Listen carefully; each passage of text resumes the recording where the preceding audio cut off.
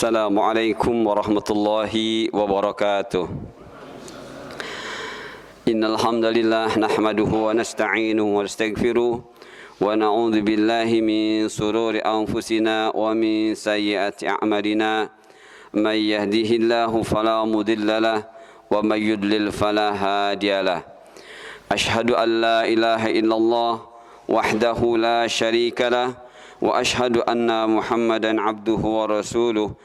Ya ayyuhalladzina amanu taqullaha haqqa tuqatih wa la tamutunna illa wa antum muslimun.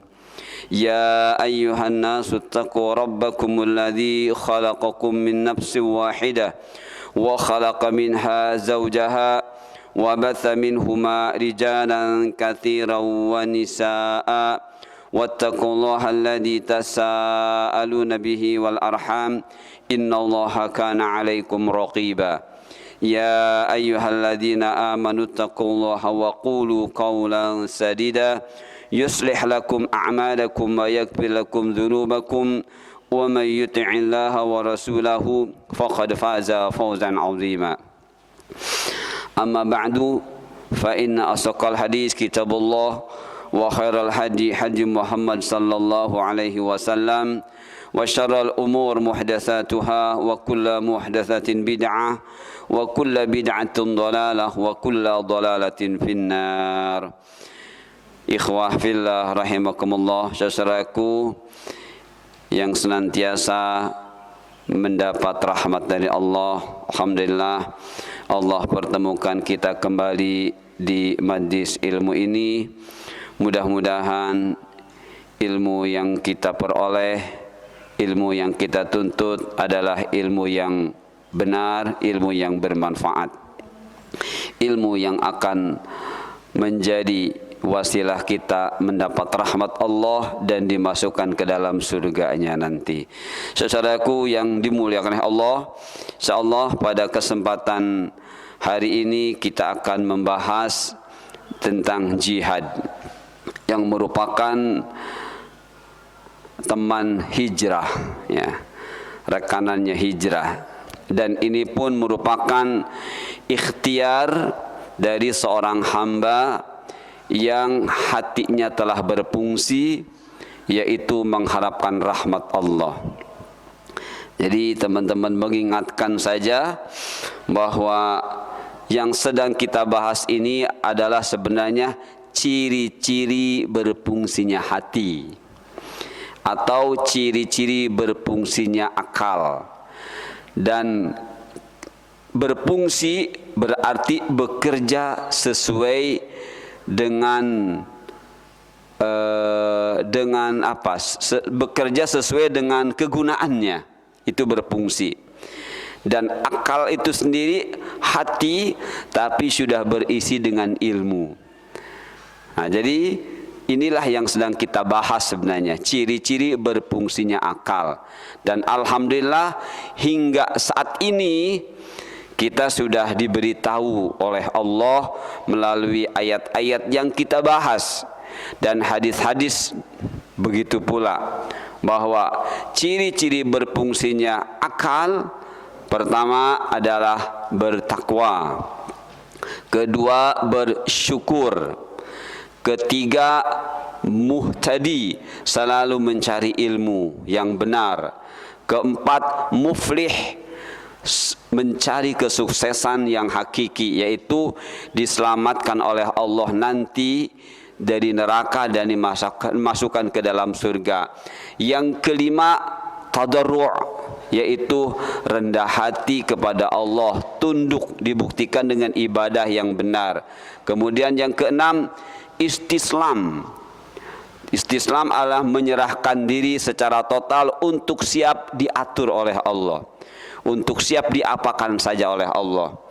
7 adalah tafakkur, ya, berpikir terus tentang segala hal yang sampai kepada kita dan dijadikan kita bisa mengenal Allah dan bisa beribadah dengan benar. Kemudian ke-8-nya tafakkuh, ya. Tafakkuh, betul, ke-8 ya. Apa ke-7? Tafakkuh artinya memperdalam ilmu agama. Kemudian berikutnya adalah zikir. Oh, yang ke-8 zikir berarti. Kemudian yang ke-9 yang sedang kita bahas adalah raja'u rahmatillah, mengharap rahmat Allah. Baru 9 berarti teman-teman ya. Dan ketika bicara mengharap rahmat Allah adalah berdasarkan penjelasan para ulama, baik dari kitab-kitab tafsir ataupun hadis, adalah bukan sekedar berdoa, ya Allah masukkan hamba ke dalam surgamu, ya Allah terima salat hamba. Bukan seperti itu kata para ulama. Harapan yang benar harus dibarengi rasa khauf, rasa takut. Jadi bagaimana implementasinya atau bukti konkret seorang ini mengharap rahmat Allah adalah dia terus memohon kepada Allah bimbingan agar dirinya itu dihadirkan di dalam dirinya itu oleh Allah rasa takut. Takut apa? Takut tidak diterima amal-amalnya. Karena itulah tujuan hidup, beramal, ya, yang disebut ibadah. Nah, seiring dengan kita memohon kepada Allah agar dihadirkan rasa takut, kita pun terus memohon kepada Allah agar ditunjukkan kepada kita amal yang benar, sekaligus cara mengamalkannya secara benar.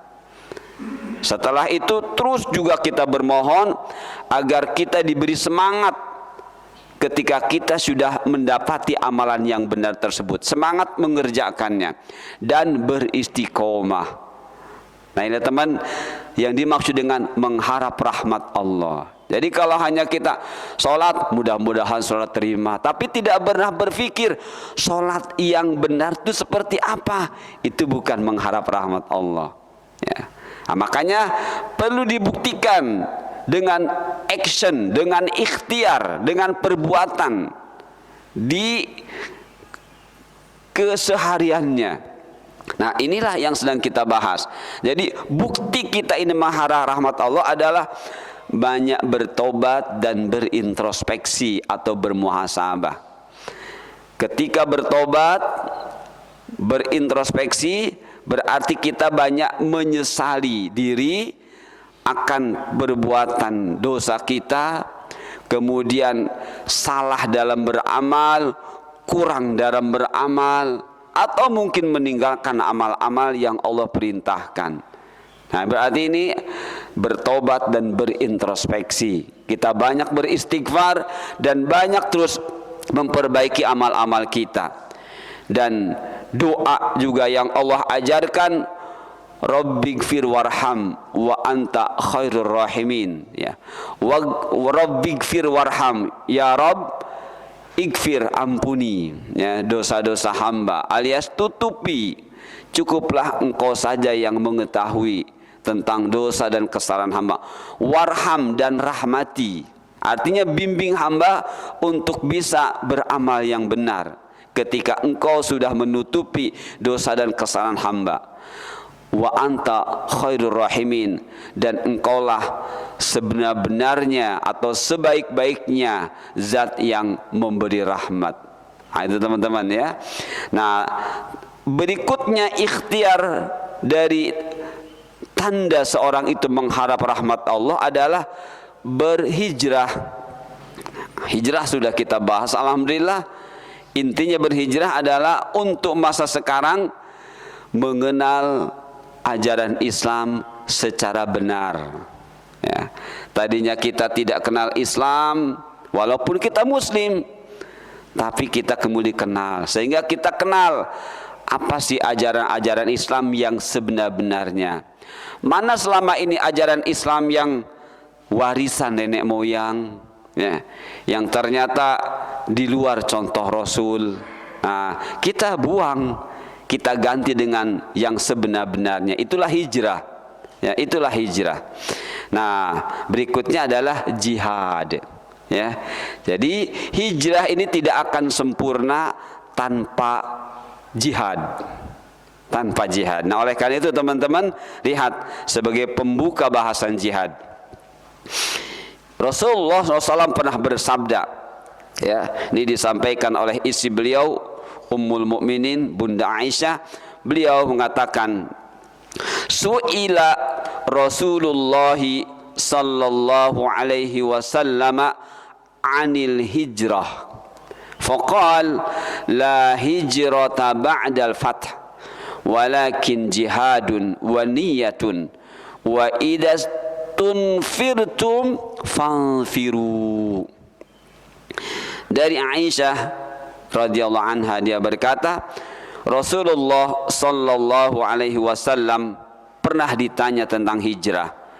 Maka beliau menjawab, tidak ada hijrah setelah Fathu Makkah. Setelah Makkah merdeka, ditempati kembali oleh Rasulullah dan para sahabat, ya. Setelah ditinggalkan sekian lama ke Madinah, maka beliau ke sana, beliau mengatakan tidak ada hijrah setelah Fathu Makkah. Namun yang ada hanyalah jihad dan niat. Dan apabila kamu sekalian diminta untuk pergi berperang, maka pergilah kalian ke medan perang. Nah, kalau melihat hadis ini, seakan-akan jihad itu adalah berperang, ya. Dan kalau sudah berperang, ya sudah, kita siap nenteng senjata. Nah, apakah demikian teman-teman? Mari kita lihat penjelasan dari para ulama. Penjelasan-penjelasan tentang hadis ini teman-teman, itulah tadi, hijrah ini dua sejoli dengan jihad, tidak bisa dipisahkan. Ya, ketika seorang berhijrah, dia harus berjihad. Ketika orang berjihad, itu bukti dia berhijrah. Nah, ya, di antara penjelasannya dari ulama, menurut hadis ini, Rasulullah ditanya tentang hijrah, Rasul menjawab tidak ada lagi hijrah. Kapan Rasulullah? Ba'dal fatah, ay setelah Makkah diduduki kembali. Ya. Setelah Makkah kembali dimakmurkan oleh umat Islam. Ya. Nah, yang ada jihad, kata Rasulullah. Yang ada jihad. Apa maksudnya di sini yang ada jihad? Nah, hijrah dari Makkah ke Madinah sudah tidak ada. Begitu juga hijrah dari Madinah ke Makkah sudah tidak ada. Ya. Hijrah fisik. Nah, berarti hijrah fisik sudah tidak ada. Dan awalnya hijrah fisik ini wajib, khususnya saat itu, ya, kepada para sahabat dan Rasul wajib. Tapi setelah Makkah merdeka, ya, setelah Makkah kemudian dimakmurkan kembali oleh orang-orang yang beriman, yang benar imannya, Rasulullah dan para sahabat, maka saat itu selesai hijrah fisik, yang ada hijrah batin. Dan hijrah fisik tidak lagi wajib, akan tetapi mandub saja, ya, sunnah, dianjurkan saja. Nah, Rasul katakan yang ada itu jihad. Apa maksudnya? Dan niat apa maksudnya? Maksudnya adalah mempertahankan hijrah. Jadi hijrah yang sudah dilakukan pertahankan. Nah, demikian pula kita setelah kita kenal Islam dengan benar, kenal sholat dengan benar, kenal puasa dengan benar, kenal amal-amal agama yang benar, maka disitulah jihad. Apa? Pertahankan. Nah, di antara bentuk pertahanannya, bagaimana? Bukan semata-mata perang. Rasulullah menyertakan kata niat.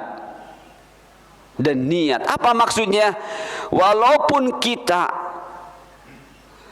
tidak ada sesuatu yang menteror kita, mengintimidasi kita, tapi kalau kita mau pergi, meninggalkan tempat tujuannya, misalnya untuk mencari ilmu, menjaga keislaman kita, keimanan kita, dan memang itu dibutuhkan, itu juga hijrah. Itu juga hijrah, ya. Jadi mempertahankan kekurangan ilmu kita dengan menambah ilmu kita, dan kita pindah ke satu tempat, niatnya tadi untuk terus memperkuat keimanan kita, itu juga hijrah. Dan itulah jihad kata Rasulullah. Ya, itulah jihad. Jadi memperjuangkan keimanan kita supaya tetap eksis di dalam diri kita, dan kita pindah ya demi ilmu tadi, maka itulah jihad, itulah hijrah, dan itulah niat. Jadi sekarang ini yang ada terkait dengan kata-kata niat, mengamalkan apa yang Rasulullah telah ajarkan. Itulah teman-teman. Jadi niat di sini adalah apa? Mempraktekkan apa yang dulu Rasulullah sudah ajarkan kepada para sahabat. Makanya tidak aneh ketika para ulama membahas, termasuk ulama yang dimazhabkan, ketika membahas niat, makanun niyati fil qalbi. Tempat niat itu dalam hati. Mengapa? Maksudnya hati kita ini berisi ilmu. Hati kita ini berisi apa yang pernah Rasul ajarkan. Nah, ketika kita berniat, maksudnya berkeinginan untuk merealisasikannya. Makanya nggak perlu dilafadzkan.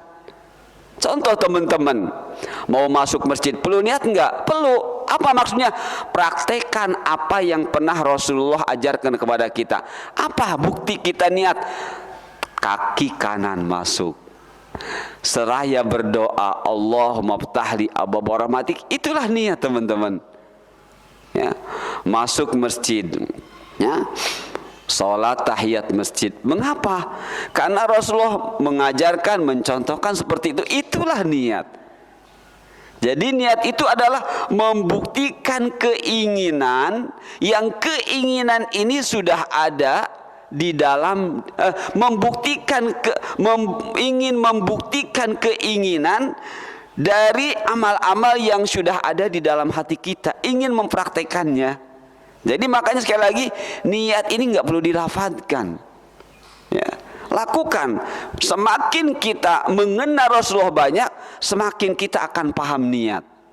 Semakin kita tidak mengerti Rasul, semakin tidak paham niat. Akhirnya niat harus dilafadzkan. Nawaitu, kalau itu niat harus dilafadzkan, sedangkan kita ini ingin beramal setiap detik.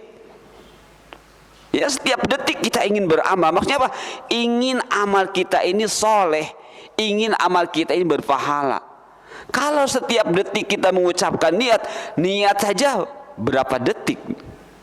Coba teman-teman ucapkan lafaz niat itu beberapa detik. Nawaitu an usolliya salata subhi raqataini makmuman. Siapa makmumnya disebut? Wah, subhanallah, lama itu. Makanya ini maksud niat tuh praktekkan apa yang sudah ada dalam hati kita. Nah, inilah kata Rasulullah. Sekarang tuh mempertahankan hijrah itu adalah dengan berjihad. Dan niat jihad adalah perjuangkan yang sudah dapat, perjuangkan untuk ditahan, jangan sampai hilang. Yang belum, perjuangkan untuk bisa diperoleh. Berikutnya, praktekkan, itulah niat. Praktekkan, itulah niat. Ya, coba teman-teman silakan. Kalau mau mencoba menghitung berapa banyak amal Rasulullah selama 23 tahun menjadi Rasul, ya, baik ketika di Makkahnya ataupun di Madinah, silahkan dihitung. Itulah calon niat, ya, calon apa yang akan kita praktekkan dalam waktu-waktu kita di siang dan di malam hari. Nah, itu teman-temannya. Akan tetapi kata Rasulullah, wa idastunfirtum fanfiru, kalau memang kalian harus berperang, peranglah. Begitu maksudnya. Kalau harus berperang, berperanglah.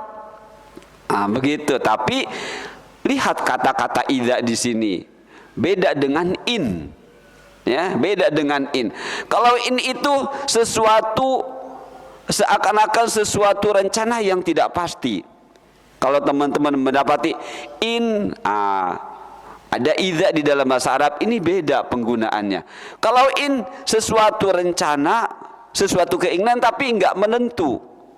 Nggak menentu kapannya, bagaimananya, di mananya. Tapi kalau sudah idza, ini adalah keinginan berupa rencana. Berarti sudah jelas. Nah, makanya kata Rasulullah, kalau kalian ini disuruh berperang dan persyaratan untuk berperang sudah memungkinkan, lakukan. Itu maksudnya teman-teman. Nah, akan tetapi ternyata dengan sebelumnya mengatakan walakin jihad wa niyah, tidak selalu harus perang. Ya, di dalam mempertahankan hijrah itu, yaitu jihad, nggak harus dengan perang. Bahkan setiap hari kita berhijrah, berjihad dan berniat. Nah, baik teman-teman ya. Teman-teman silahkan dibuka lagi kitab-kitab untuk bisa lebih mendapati kejelasan lagi tentang apa yang saya sampaikan. Kemudian Rasulullah juga bersabda, ya, ini untuk membuktikan, ya, untuk membuktikan bahwa hijrah kemudian ditutup dengan jihad, dan jihad tidak identik dengan perang. Ya, tidak identik dengan perang. Lihat hadis ini. Rasulullah bersabda, al-mujahid man jahada nafsahu fillah. Mujahid adalah orang yang mencurahkan segenap kemampuannya, baik fisik ataupun ruh ataupun harta benda, ya, agar dirinya berada di jalan Allah atau dalam taat kepada Allah. Itulah mujahid. Kalau bicara taat, apakah harus melalui perang? Enggak, ya, enggak harus melalui. Apalagi perang sekarang kelihatannya untuk mendapatkan mati syahid kayaknya jauh, ya. Kenapa teman-teman? Sekarang perang bisa sambil ngumpet, ya, orangnya di mana? Di zaman Rasulullah itu, kenapa Allah mengatakan kutiba alaikumul qitalu wa huwa kurhul lakum? Diwajibkan kepada kalian berperang, dan berperang itu pasti kalian tidak suka, kalian takut. Kenapa? Karena berhadapan-hadapan langsung, ya, tombak, pedang, panah, ya, alat-alat yang tajam dan mematikan itu langsung berhadapan dengan fisik kita. Sekarang dengan rudal bisa ngumpet, ya, kitanya di mana. Walaupun dengan alat canggih bisa fokus, tapi tidak seperti di masa Rasulullah SAW, ya. Seperti itu teman-teman. Maka untuk mendapatkan pahala syahid, ya, dengan jihad, untuk umat Rasulullah di akhir zaman ini benar-benar dibuka, tidak harus dengan menenteng senjata, ya. Maka ini ada skala prioritas buat kita, ya. Tidak harus menjadi mujahid itu menenteng senjata, nggak harus. Menenteng pulpen dan buku bisa jadi mujahid, ya, bisa jadi mujahid. Kenapa? Ini sabdanya jelas. Ya, al-mujahid man jahada nafsahu fillah. Mujahid adalah orang yang mencurahkan segenap kemampuannya untuk menjadikan dirinya berada di jalan Allah atau dalam taat kepada Allah. Kenapa? Kalaupun kita berperang tujuannya untuk disebut orang pemberani, gagal jadi syahidnya, ya. Orang yang ke medan perang hanya untuk memperlihatkan saya pemberani, gagal jadi syahidnya. Andai pun mati, andai pun tidak mati, gagal kemuliaannya. Maksudnya apa? Bukan kemuliaan dari Allah, tapi kemuliaan dari manusia, ya. Kemuliaan dari Allah tidak pernah terputus. Kemuliaan dari manusia sangat terbatas sekali, ya. Ketika kita mengharapkan pujian dari manusia, yang memujinya meninggal, selesai. Tapi ketika mengharap pujian dari Allah, Allahu hayyun la yamut, Allah hidup dan tidak mati, maka pujian pun tidak akan pernah habis. Nah, itu teman-teman, itulah walakin jihad wan niyah. Baik teman-teman yang dimaksud Allah, dari dua hadis ini, ya, saya coba membuka beberapa kitab Mudah-mudahan teman-teman punya kitabnya. Ada kitab Nailul Autor. Nailul Autor itu ada 9 jilid. Satu jilidnya lumayan tebal-tebal, ya. Ada kitab Nailul Autor, ada Fawaidul Fawaid. Kalau Fawaidul Fawaid kitabnya tipis segini, ya. Seperti itu. Ada juga kitab jihad. Kitab jihad juga lebih tipis lagi, ya. Tapi cukup memadai untuk membuka wawasan kita tentang makna jihad. Kemudian ada Al-Wajiz, ya. Kemudian ada Mukhtasar Fiqhil Islami. Ini tebal, ya. Kemudian ada Tamamul Minah dan lain sebagainya. Nah, teman-teman, masing-masing kitab ini mempersembahkan pengertian jihad yang berbeda-beda, tapi maknanya sama, ya. Berbeda-beda redaksinya, tapi maknanya sama, ya. Tapi pengertiannya sama. Nah, dari sekian banyak kitab kita coba, ya, mukhtasarkan, kita ringkas, kita simpulkan. Nah, inilah teman-teman. Jadi pengertian jihad minimalnya seperti ini, ya. Berjihad memiliki beberapa arti atau pengertian, ya. Sebenarnya antara arti dan pengertian berbeda. Kalau arti lebih ke arti kata, kalau pengertian lebih ke penjelasan, ya. Seperti itu. Nah, di sini berjihad memiliki beberapa arti atau pengertian. Satu, mencurahkan segenap kemampuan dengan perkataan dan perbuatan. Mungkin ini bisa secara bahasa, ya. Secara bahasa. Jadi al-juhdu badlul wus'i au badlut taqah. Itu intinya. Jadi ketika bicara jihad berarti mencurahkan segenap kemampuan kita, ya. Kita mau mengangkat batu yang besar, kita mempersiapkan tenaga untuk bisa mengangkat, itu jihad secara bahasa, ya. Fisik kita siapkan untuk bisa mengangkat batu itu namanya jihad secara bahasa. Nah, 2, 3, 4 ini baru, ya, pengertian. Jihad punya pengertian mencurahkan segenap kemampuan dalam memerangi orang kafir dan munafik untuk mengharapkan ridha Allah atau membela agama Allah dengan tangan, harta benda, lisan dan hati. Seperti itu teman-teman. Jadi inilah yang nomor 2, lebih ke diantaranya perang, ya. Karena dulu Rasulullah SAW bersama sahabat, mengapa berperang? Karena orang-orang kafirnya tidak bisa diajak damai, ya. Ketika Rasulullah sudah memiliki kedaulatan di Madinah, tidak seperti waktu di Mekah, maka Rasulullah mulai mengatur, ya, bagaimana Islam, ajarannya, agamanya supaya tetap bisa bisa berjalan kuat dan bisa disebarluaskan. Maka terbentuklah daulah, kekuatan, ya. Di situ Rasulullah mulai mendakwahkan. Nah, ketika orang-orang kafir tidak siap menerima dakwah Rasulullah, maka di situ perjanjian. Nah, ketika melanggar perjanjian, maka keputusannya perang. Jadi kalau sesuatu ini tidak bisa diselesaikan kecuali dengan perang, itulah yang dimaksud dalam Islam. Maka Islam tidak mengajarkan perang asal-asalan, ya. Perang itu benar-benar diperhitungkan. Kalau agama ini bisa disebarluaskan tanpa harus dengan perang, itulah sebenarnya. Jadi dengan perang itu karena tidak bisa diajak kompromi.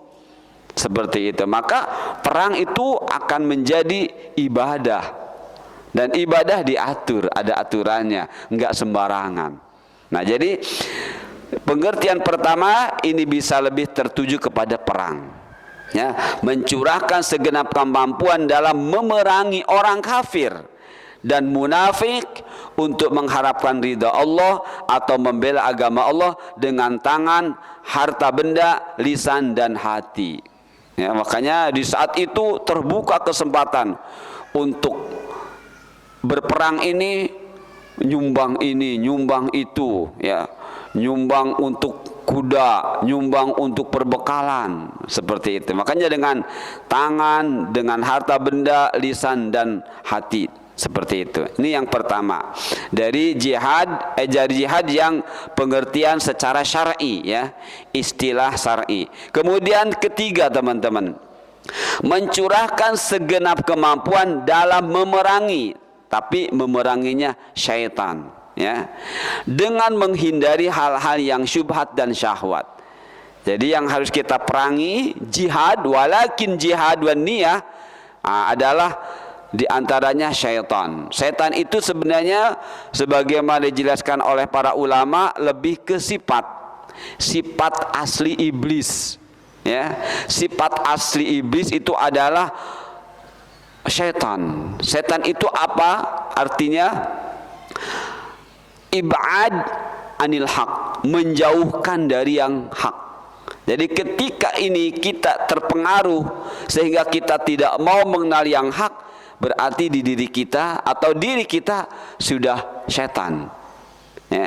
Apapun upaya yang ujung-ujungnya agar kita jauh dari yang hak, itulah syaitan. Itulah syaitan. Nah, yang keempat, teman-teman, mencurahkan kemampuan dalam memerangi hawa nafsu dengan mempelajari ilmu agama, mengamalkannya, kemudian mengajarkannya.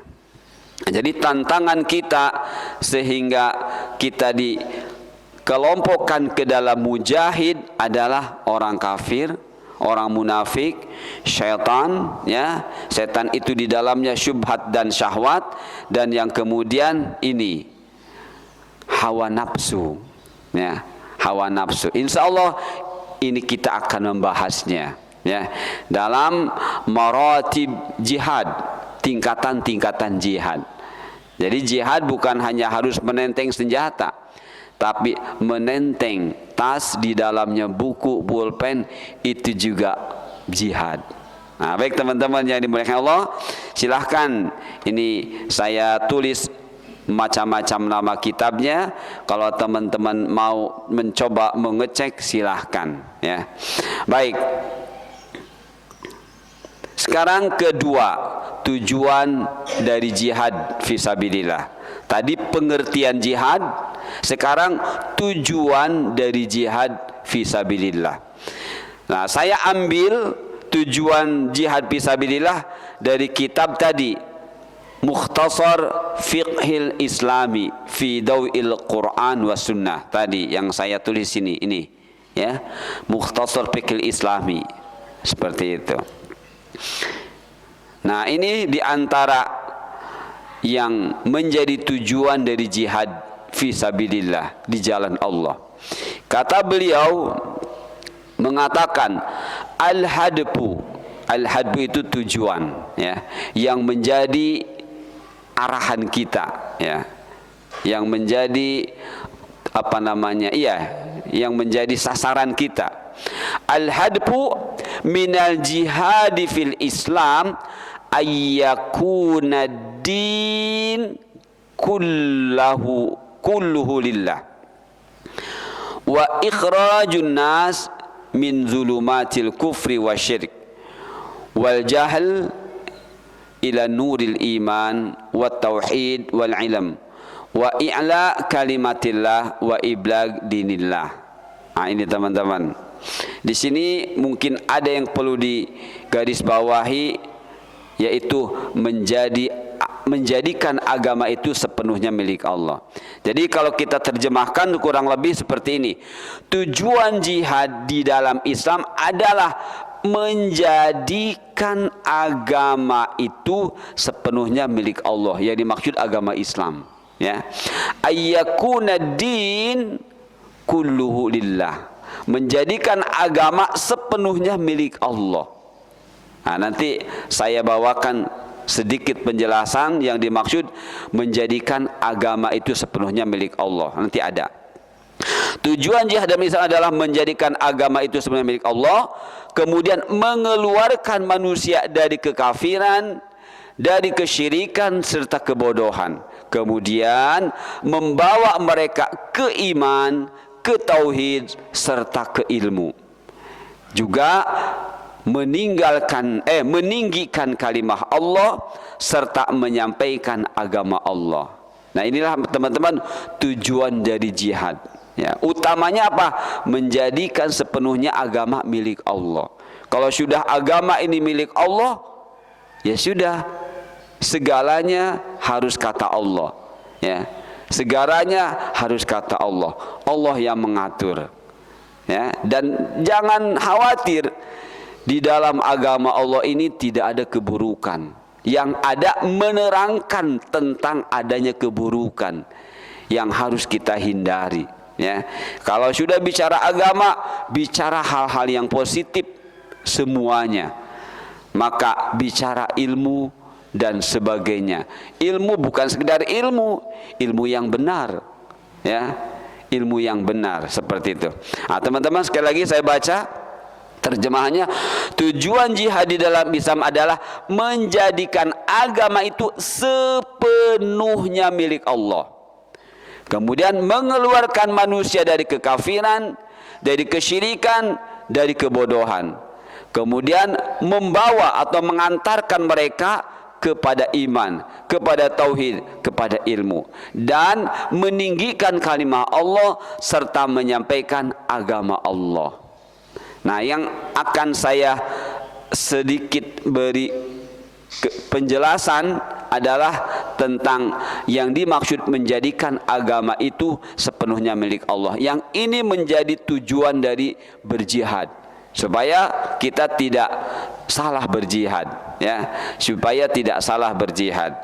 Nah, ini teman-teman, ayyakuna dinu lillah, menjadikan agama itu sepenuhnya milik Allah. Di dalam beberapa kitab tafsir saya coba cari tahu, ya, ini teman-teman, yang dimaksud menjadikan agama sepenuhnya milik Allah, yang ini menjadi tujuan dari kita berjihad adalah seperti ini. Allah saja yang wajib ditaati dengan benar.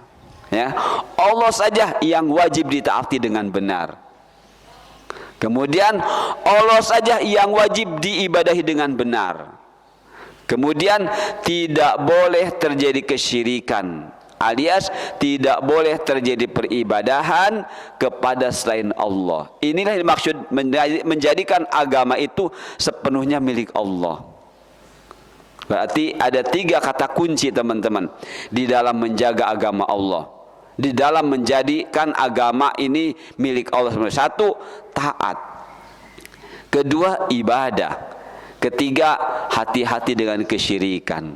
Ya, sekali lagi, 3 kata kunci terkait dengan jika kita ingin menjadikan jihad kita ini benar, yaitu jadikanlah agama Islam ini sepenuhnya milik Allah. 1, bicara taat. Kedua, bicara ibadah. 3, bicara kesyirikan. Nah, ini teman-teman, jadi mudah sebenarnya di dalam beragama ini. Asal kita tahu kata kuncinya, mudah.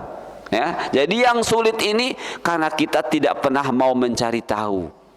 Ya, padahal agama ini jelas, Al-Quran ini jelas. Banyak ulama yang dipercaya oleh Allah untuk menafsirkan ayat-ayat. Lebih dari 40 kitab tafsir kalau mau kita pelajari. Ya, itu semuanya ilmu. Ketika ilmu itu sudah kita peroleh, akan kelihatan agama itu mudah. Ya, agama itu diturunkan oleh Allah bukan untuk mempersulit, justru untuk menjadikan kita mudah, ya, di dalam mempraktekkan agama Islam ini. Nah, teman-teman, sedikit saja apa yang dimaksud dengan taat, mengingatkan saja teman-teman. Jadi ketika bicara taat adalah 2 kata kunci, tauhid dan ittiba sunnah. Ya, banyak umat Islam yang tidak ngerti taat. Ya, banyak umat Islam yang tidak mengerti taat. Apa kenyataannya? Bukan kita sedang sombong, ya. Setelah kita belajar terus bagaimana sholat yang Rasulullah perintahkan, setelah kita belajar terus bagaimana saum yang Rasulullah contohkan, setelah kita belajar terus bagaimana beramal agama yang benar, oh seperti itu ternyata, ya. Kita baru bisa melihat perbedaan mana yang amalan agamanya berdasarkan ketaatan yang benar, mana praktek amal agamanya yang tidak mengerti hakikat taat. Hai teman-teman, inilah taat. Ya, kalau kata Ibnu Abbas, taat itu adalah at-tauhid wa ittiba'us sunnah Rasulullah SAW. Oh, mudah. Kata kunci taat dua, at-tauhid wa ittiba' sunnah. Ketika kita tidak ngerti hakikat tauhid, Allah suruh kita ittiba' sunnah. Dengan ittiba' sunnah itu otomatis kita bertauhid dengan benar. Walaupun secara kognitif, secara ilmu pengetahuan kita nggak ngerti istilah tauhid rububiyah, tauhid uluhiyah, tauhid asma wa sifat, kita tidak ngerti. Tapi dengan mempraktekkan ikut Rasulullah, itu adalah bukti kita bertauhid. Ya, bukti kita bertauhid adalah mengikuti Rasul. Karena kalau sudah bicara ittiba, teman-teman, bicara ilmu. Ya, bukan bicara hawa nafsu. Bukan bicara ikut-ikutan. Bukan bicara katanya-katanya, bukan. Ittiba itu bicara ilmu. Berarti seorang tauhid itu seorang yang berilmu dalam beramalnya, bukan ikut-ikutan, bukan katanya-katanya. Nah itu teman-temannya, maka taat adalah tauhid dan ittiba' sunnah. Taat adalah mentauhidkan Allah disertai. Jadi wawunya ini, wawunya bukan wawu interval sebenarnya, ya. Waw itu kan macam-macam. Ada waw yang maknanya summa, kemudian. Jadi ketika summa itu ada interval. Intervalnya bisa lama, bisa dekat, relatif. Tapi kalau sudah waw di sini disertai alias berbarengan. Ya. Ketika kita mengenal Allah, buktikan mengenal Rasul. Jadi wawnya bukan makna summa yang ada interval, ya, yang ada jarak seperti itu. Nah, taat adalah mentauhidkan Allah disertai dengan mengikuti sunnah Rasulullah Sallallahu Alaihi Wasallam. Nah, sunnah itu sendiri apa? Ya, kalau ittiba tadi secara keilmuan, ittiba itu mengikuti dengan ilmu. Bukan asal ikut, bukan katanya-katanya. Karena sampai sekarang masih banyak umat Islam yang mohon maaf mungkin karena malas. Mungkin karena malas akhirnya beralasan, masa sih saya salah mengikuti ustadz? Nah, emang ustadz menyampaikan nggak pakai dalil.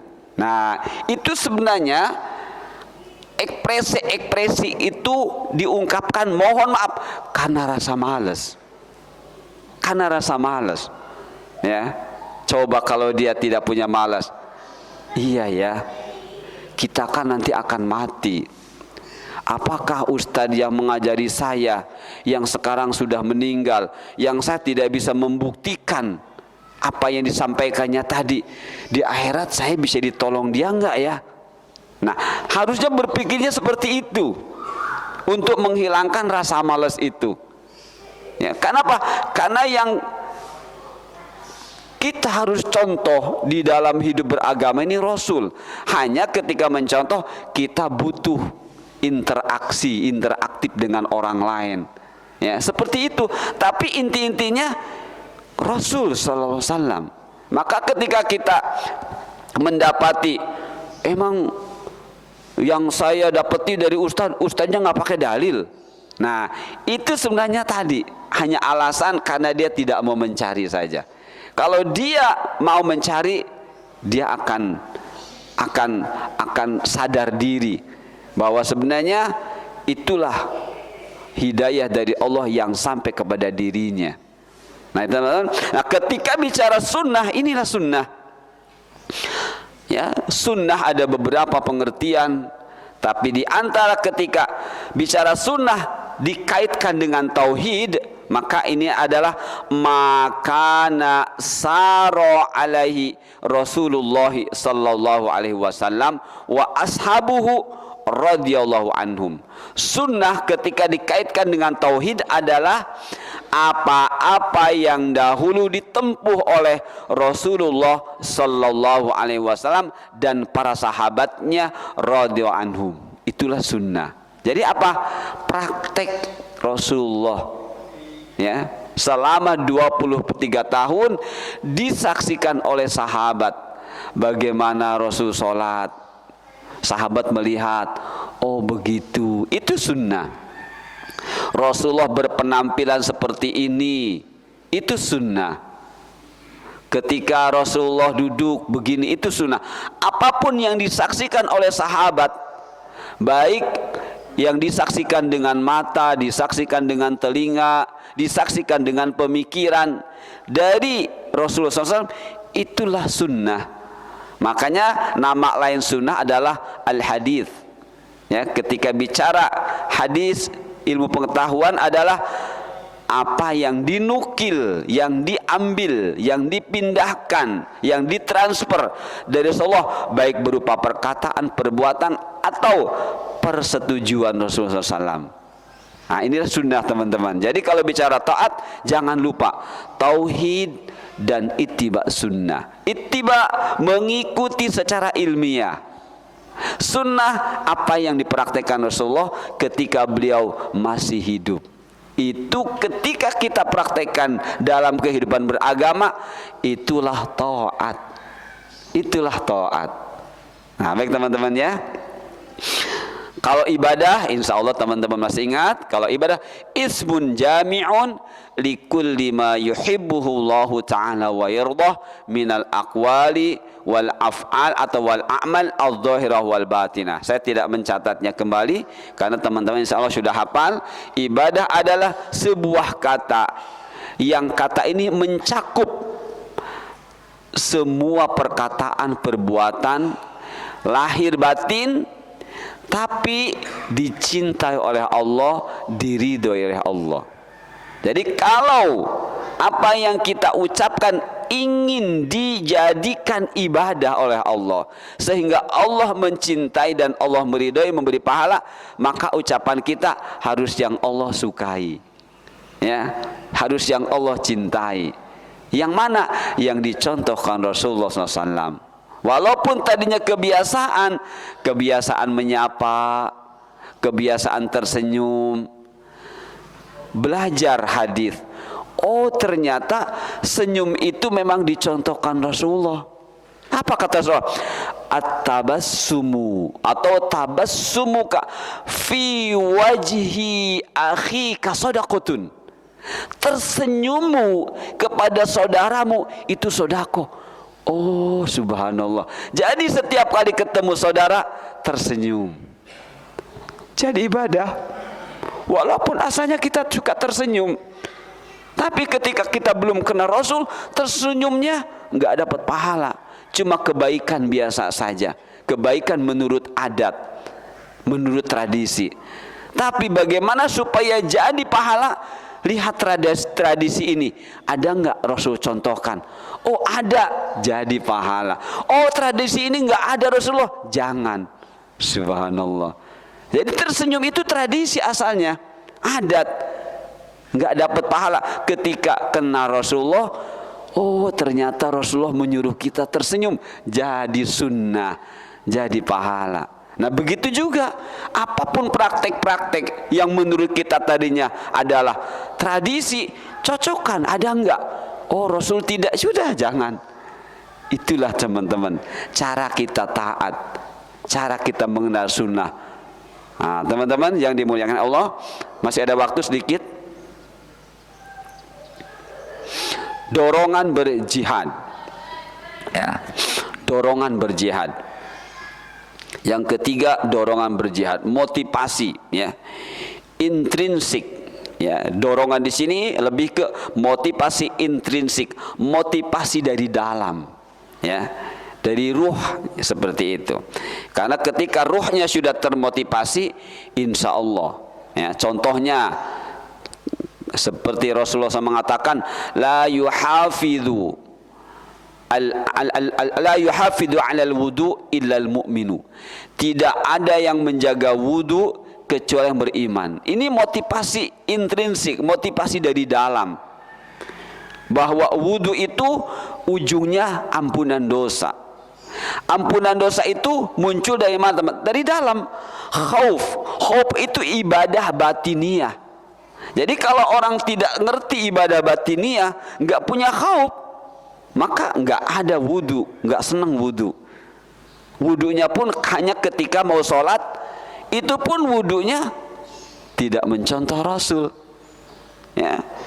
Kalau wudu ini benar-benar motivasi dari dalam karena punya rasa khauf, banyak dosa, takut dosanya nggak diampuni, banyak beramal tapi amalnya banyak salah.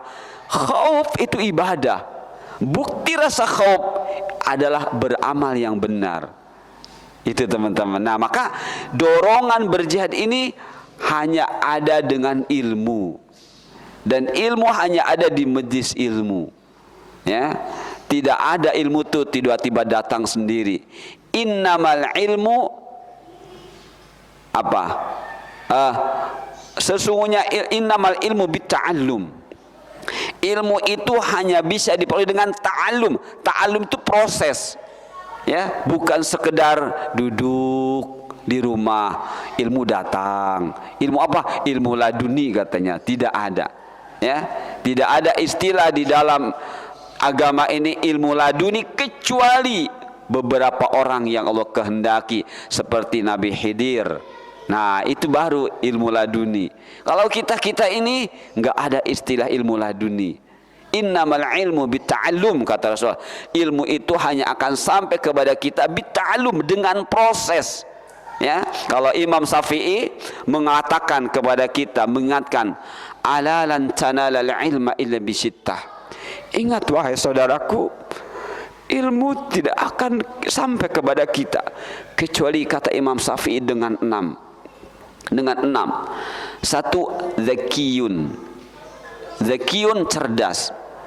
Cerdas ini bagaimana sih? Cerdas ini kita suruh berpikir. Bukan berarti cerdas itu bawaan, enggak juga. Cerdas itu bisa melalui proses. Asal kita mau belajar terus mau belajar bagaimana cara belajar yang benar, itu bisa cerdas, ya. Zakiyin wa hirsin. Hirsin ini punya curious, punya keinginan yang kuat. Ya, tidak mudah melemah keinginan, terus tumbuhkan. Hirsin wastibarin. Istibar ini proses untuk mendapatkan sabar, untuk menjadi sabar. Jadi orang tuh nggak ujug-ujug sabar, harus melalui proses, namanya istibar. Ya, zakiyin wa hirsin wastibarin wa bulghah, perbekalan. Teman-teman bawa pulpen, teman-teman buku, teman-teman bawa HP, apa saja yang itu bisa menjadikan terekam, ya, ilmu, itu namanya bulgo.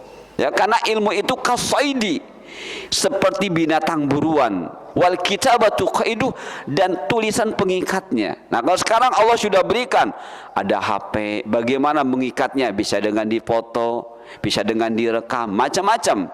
Yang penting itu adalah ikhtiar yang Allah berikan kepada kita. Di setiap saat Allah berikan kemungkinan cara untuk merekam ilmu. Zakiyin wa hirsin wastibarin wa bulghah. Kemudian mohon maaf, waqtiramil ustad, memuliakan penyampai, memuliakan yang menyampaikan ilmu. Watul zaman, dan sepanjang masa. Long life education. Enggak ada istilah berhenti menuntut ilmu. Enggak ada istilah berhenti menuntut ilmu. Saya sudah tua, enggak ada istilah. Pak Syamsul, alhamdulillah. Atau Pak subhanallah, saya lupa namanya, ya. Ya. Ya, tidak ada istilah ilmu saya sudah tua, kayaknya saya mau selesai saja menuntut ilmu, tidak. Ya. Saya punya teman, dia mengatakan ke saya ingin Allah cabut nyawa saya ketika saya berada di majelis ilmu. Jadi saya walaupun sudah tua, dengan izin Allah, saya tidak ingin berhenti menuntut ilmu. Itu teman-teman, ini adalah dorongan, ya, motivasi intrinsik, motivasi yang harus tumbuh dari dalam kita. Sepertinya tidak mungkin kita bahas, ya, waktunya tidak cukup. Berarti ini baru membahas dorongan saja. Jadi 6 ini adalah apa namanya, nasihat dari Imam Asy-Syafi'i untuk bisa kita dapat ilmu. Zakiyin, hirsin, istibarin, bulghah, iktiramil ustad, wa tuliz zaman. Teman-teman, sekali lagi mohon maaf, berarti Sabtu depan kita baru membahas yang ketiganya dari bahasan jihad, yaitu dorongan untuk berjihad. Itu saja. Subhanakallahumma bihamdika asyhadu an la ilaha illa anta astaghfiruka wa atubu ilaik. Wassalamualaikum warahmatullahi wabarakatuh.